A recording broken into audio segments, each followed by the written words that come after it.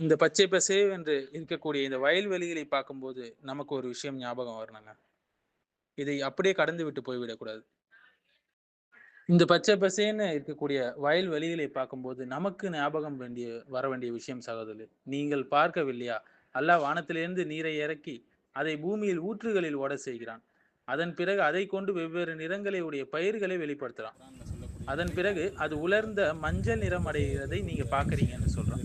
பின்னர் அதை கூலமாக செய்து விடுகிறான். நிச்சயமாக இதுல அறிவுடையவருக்கு படிப்பினை இருக்குன்னு சொல்லி சொல்றான். இப்ப அறிவுடையவர்களாக நாம் இருக்கிறோமா இல்லையான்றத நம்ம பார்க்கணும். இதைக் கொண்டு நாம் சிந்தித்து, அல்லாஹ்வுடைய ஆற்றலை, மகத்துவத்தை புரிந்து, அவனை ஒருமைப்படுத்தி வணங்குகிறோமா? அவைகள் இல்லையென்றால் இதை லேசாக கடந்து விட்டு போறோமா என்றதை நாம் கவனிக்க வேண்டும். அல்லாஹ் பல அத்தாட்சிகளை மனிதர்களுக்கு இறக்கி இருக்கிறான். அவர்கள் சிந்தித்து உணர்ந்து நேர்வழிப்படுவதற்கு. ஆனால் ஒரு சில மக்கள் தான் இதை செய்கிறார்கள்.